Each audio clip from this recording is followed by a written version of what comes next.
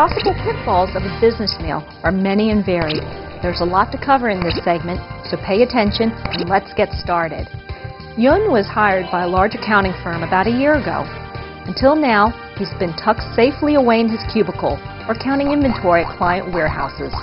This is his first business lunch with clients, and he's nervous. Oh yeah, I'm nervous. Relax, Yun. You're going to be just fine. Okay, Yun, let's do this. You'll show us how it's done. Hi, Daphne. Hi, Yun. How are you? Good. Good. Good. I'd like to introduce you to our two new clients, Nick and Corey from Global Marketing Systems. Jan, nice to meet you. Jan, nice to meet you. And of course, you know Guy. Good to see you. Have a seat. Yun, we're starting with an appetizer. What would you like to have? Once seated, place your napkin on your lap. Fold the napkin in half and place the edges away from you. If your host suggests you order a course, then it's okay. A course is a single dish in a series, like an appetizer, soup, or main entree.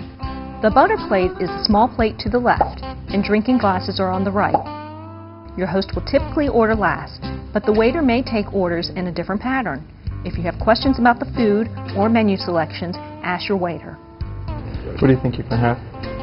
You know, Nick, I was thinking about the linguine with the clam sauce.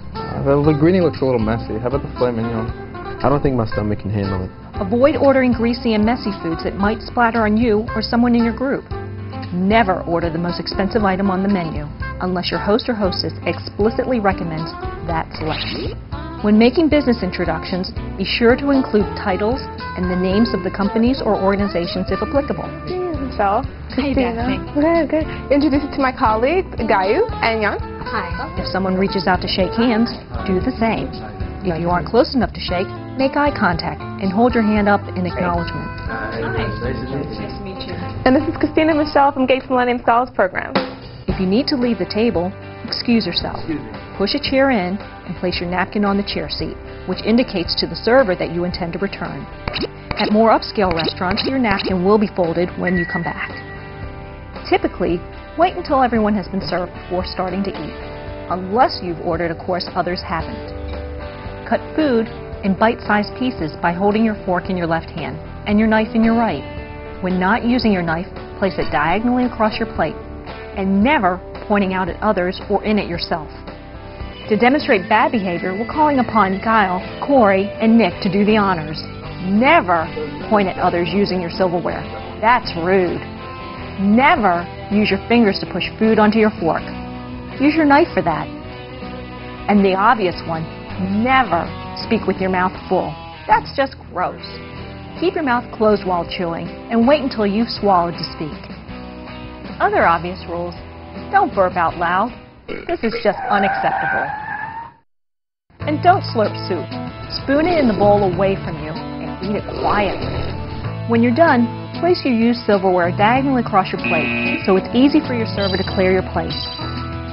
Have dessert only if others are having it, or if your host specifically suggests it. Typically, coffee and tea are offered at the end of the meal. Have it if others do, and if you'd like to as well.